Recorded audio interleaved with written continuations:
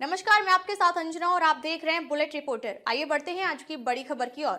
जीएमएच gangrape कांड मुख्य आरोपी वार्ड बॉय गिरफ्तार, 2 की तलाश जारी। अंततः पीड़िता आई सामने, 164 के तहत दर्ज किया गया बयान। खबर है मध्य प्रदेश के रीवा से, जिसमें बड़ा अपडेट सामने आया है। यहां पर एक नाबालिग के साथ गैंगरेप घटना को अंजाम दिया गया है, जिसके बाद रीवा पुलिस ने प्रकरण दर्ज कर लिया है और मुख्य आरोपी की गिरफ्तारी भी कर ली है। 2 अन्य आरोपियों की तलाश की जा रही है। आइए इस खबर पर विस्तार से आगे की ओर बढ़ते हैं।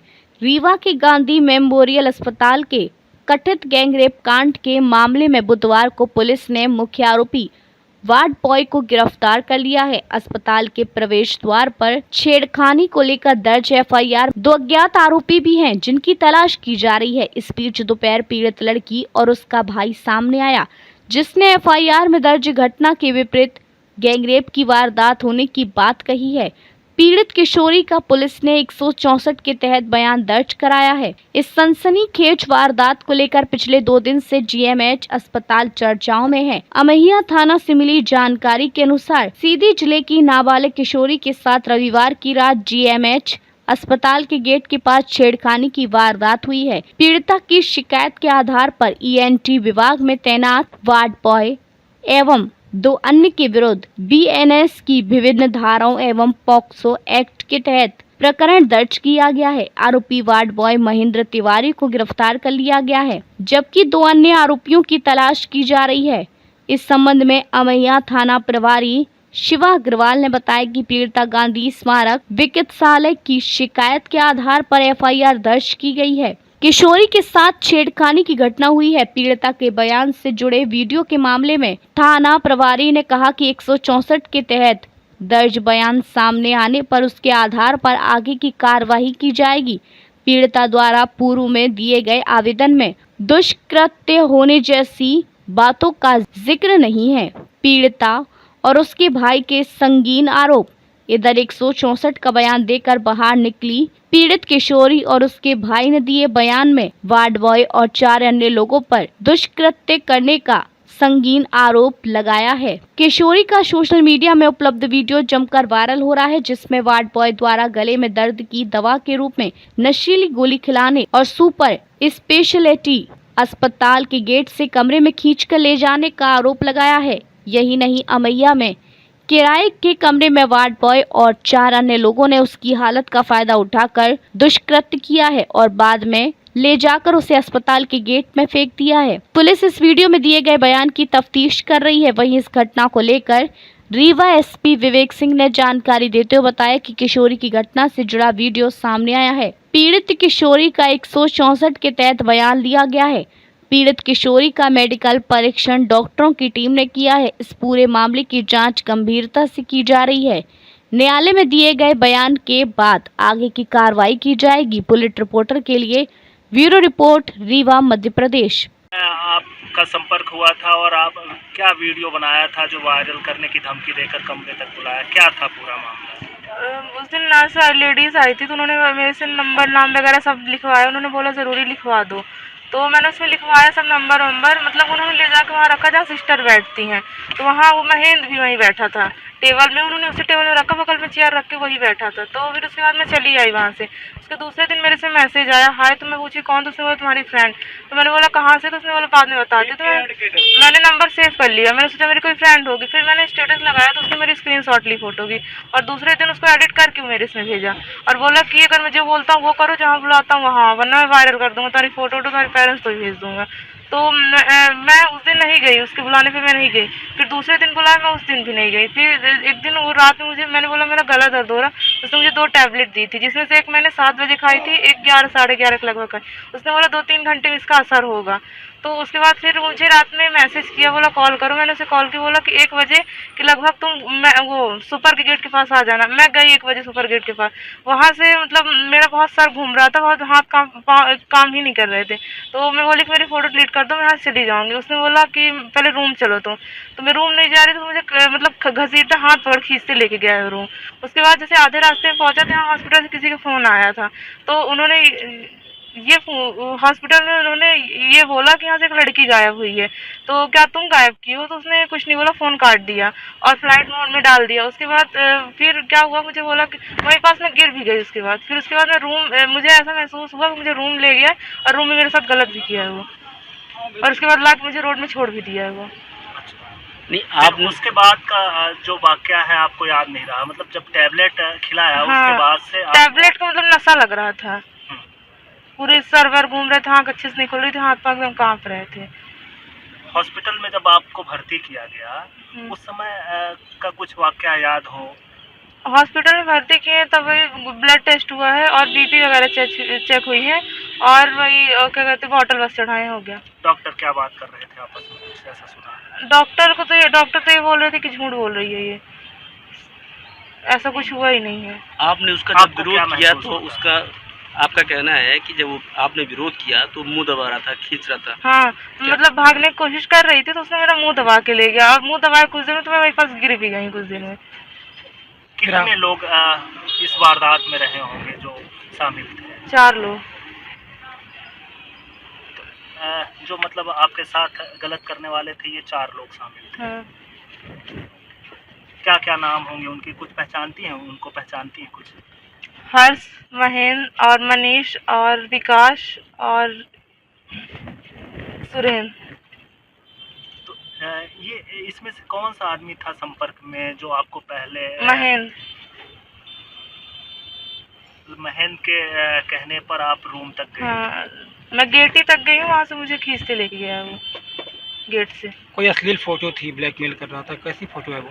फोटो मेरी मतलब फुल फोटो स्टेटस में उसके स्क्रीनशॉट लेके वो एडिट करवाया था उसे, इसीलिए आपको बुलाया था कि डिलीट हाँ। कर दूं। क्या क्या बोला था फोन पर? उसने बोला कि तुम आ जाओ और यहाँ गेट के पास है, फोटो तुम्हारी डिलीट कर दूंगा, कुछ नहीं होता, अगर नहीं आओगी तो वायरल कर दूंगा, तुम्हारे पेरेंट्स के पास भेज दूंगा मैं। घटना उसने के बोला बाद कि तुम्हारे भाई का नंबर भी मेरे पास है, तुम्हारे पापा का भी नंबर मेरे पास है।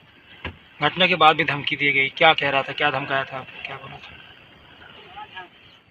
घटना के बाद धमकी दी गई थी आपको, क्या बोल रहा था वो? वो बोला कि जाकर तुम किसी से कुछ नहीं बोलोगी और ना ही कुछ बताओगी, ना ही मेरा नाम आना चाहिए कहीं, और अगर आए तुम्हारी फोटो वगैरह वायरल कर दूंगा मैं। इलाज के दौरान डॉक्टरों ने भी कुछ कहा या कुछ धमकाया?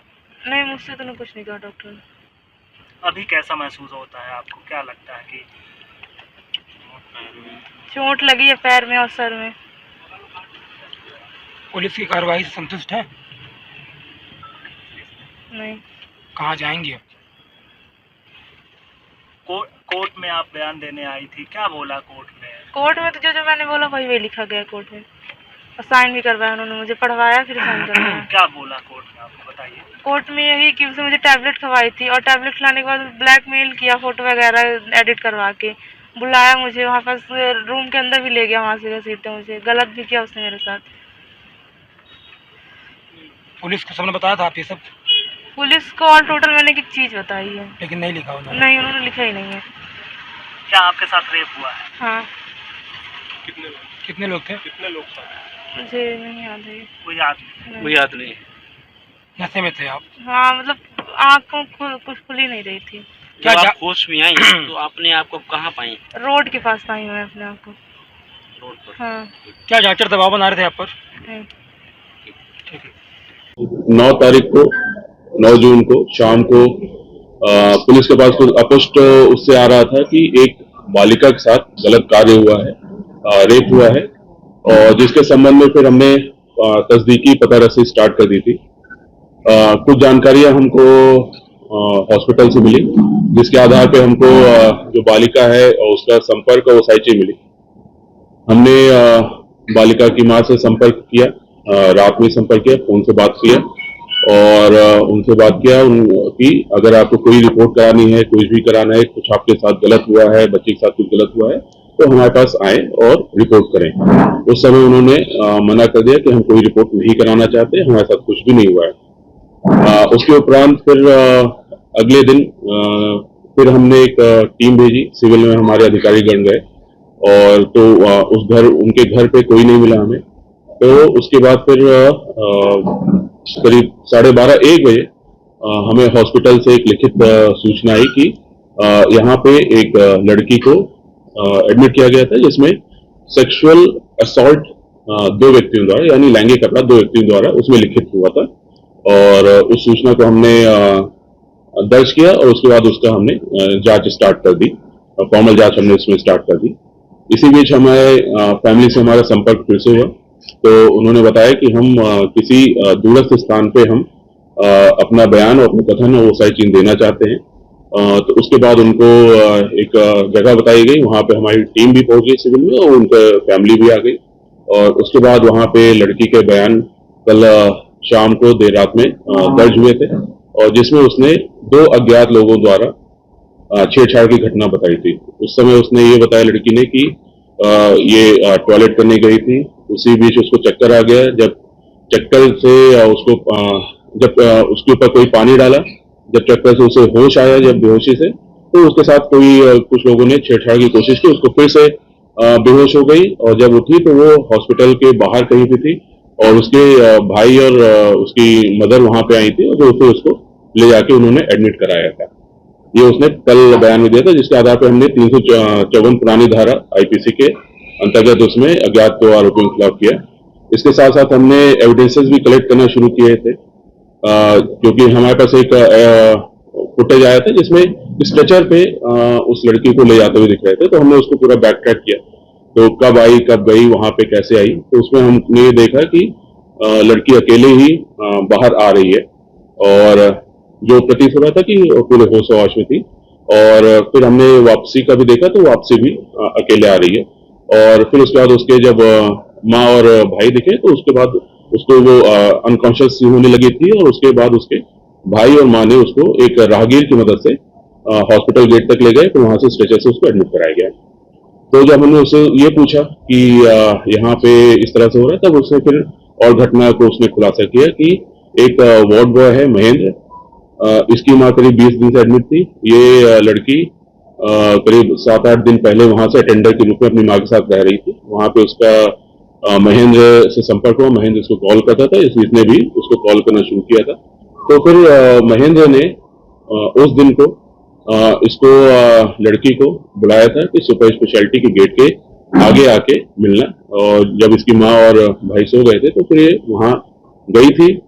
इसके बाद वहां पे महेंद्र इसको लड़की के बयान के अनुसार महेंद्र इसका हाथ पकड़ के अब कहा था कि मेरे घर चलो, पास में मेरा घर है, तो वहां पे ले जाने के से हाथ उसका पकड़ा था। और तभी महेंद्र के पास फोन आया कि इस लड़की को ढूंढा जा रहा है।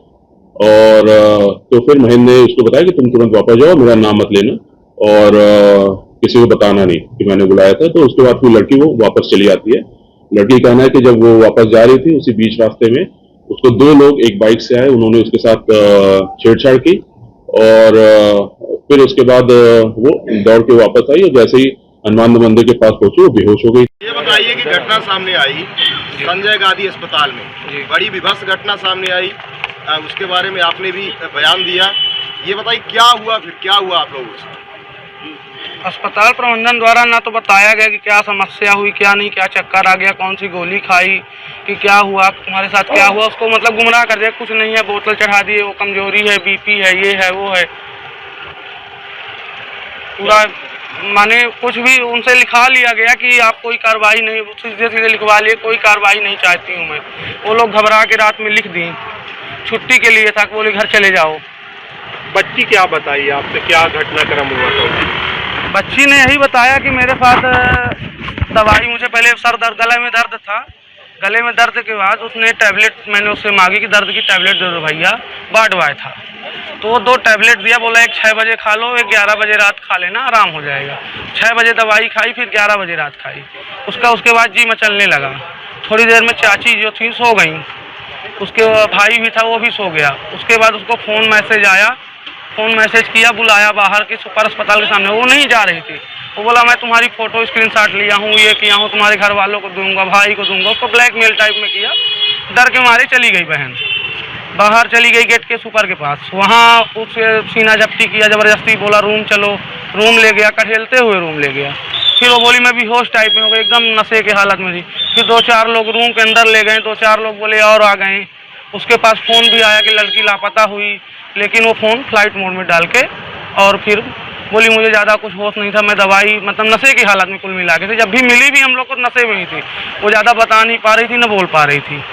पुलिस कल पहुंची थी आप लोगों के यहाँ, क्या बातें हुई?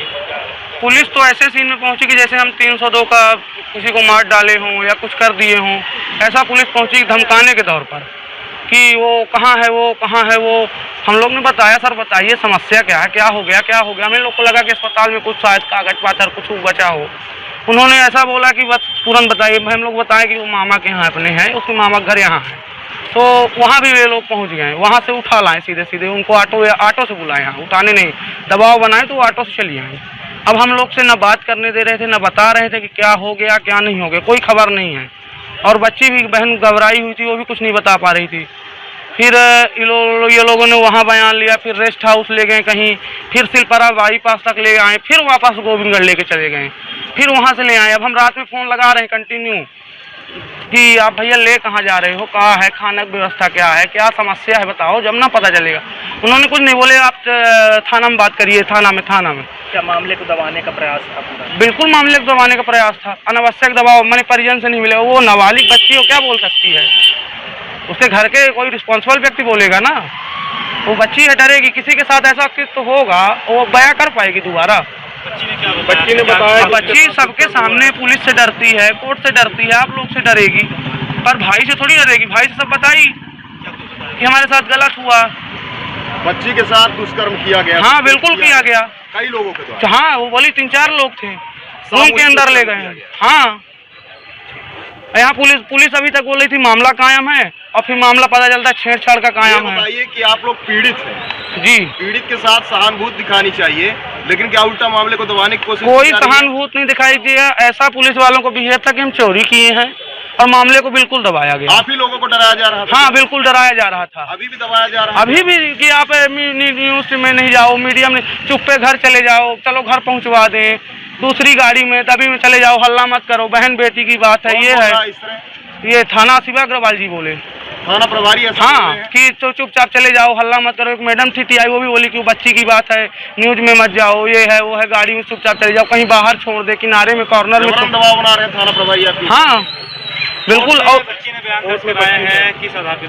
अब बच्ची बयान कोर्ट में जो हमसे बताई वही हो सकता है बताई हो, या तो दबाव में दूसरा बताइए, वो सामने आए, अभी हम नहीं निकलवाए। बोले थाना से मैंने पूछा भी कि बच्ची क्या बताई, बोले थाना में आप आवेदन करो तब मिलेगा। हम कहें ठीक है चलिए कर देंगे। क्या चाहते हैं? ये बताइए आप चाहते क्या? आप पीड़ित के पिता हैं, आप क्या चाहते हैं? हम फांसी चाहते हैं, जितने अपराधी हैं सबको फांसी हो, और उनका घर गिरा दिया जाए, ताकि दूसरे बहनों को इस तरह ना हो। नहीं, अस्पताल जैसे परिसर में बच्चियां सुरक्षित नहीं रहेंगी, कहाँ रहेंगी? आरोपी कौन है? आरोपी के बारे में बता दीजिए। आरोपी के बारे में आरोपी एक महेंद्र बता रही थी, वो ये वही नौकरी करता है? हाँ ये वार्ड बॉय है। और एक रात में ड्यूटी में था मनीष, वो भी पहुंच गया। वो भी था। एक कोई गार्ड था विकास शुक्ला, वो था। एक ड्यूटी डॉक्टर हर्ष करके कोई था। और ये डॉक्टर सुरेंद्र सिंह द्वारा एडमिट किया गया। 1 महीने कंटिन्यू तड़काया गया कि अगले सैटरडे ऑपरेशन करेंगे, एडमिट रहो। आज इतने दिन न लगाते अगर अस्पताल में तो ये घटना नहीं घटती।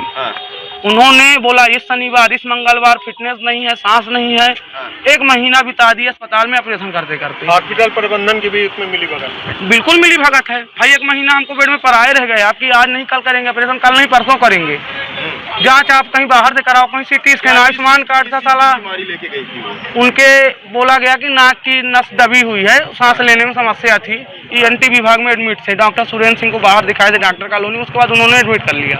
बोला ऑपरेशन करेंगे, अगले शनिवार ऑपरेशन हो जाएगा। लेकिन 1 महीने तक बीतता गया, 20 दिन लगभग, कि अगले हफ्ते होगा, अगले हफ्ते होगा। ये डॉक्टर नहीं है, फिटनेस वाले डॉक्टर नहीं है। ये करते करते महीनों बीत गया अस्पताल में। नाम बता दीजिए। नहीं। अब तक के लिए बस इतना ही। फिर मिलते हैं कुछ ऐसी ही बड़ी खबर के साथ। तब तक के लिए नमस्कार और देखते रहिए बुलेट रिपोर्टर। अगर आपको वीडियो पसंद आई हो तो लाइक करें व शेयर करें। ऐसे लेटेस्ट अपडेट पाने के लिए बेल आइकन प्रेस करना ना भूलें। अगर आप हमें फेसबुक या फिर इंस्टा के माध्यम से देख रहे हैं तो हमारे पेज को फॉलो जरूर करें। धन्यवाद। नए वीडियोस एवं ताज़ी खबरें मिलती रहें, इसके लिए हमारे चैनल को लाइक, शेयर और सब्सक्राइब करना ना भूलें।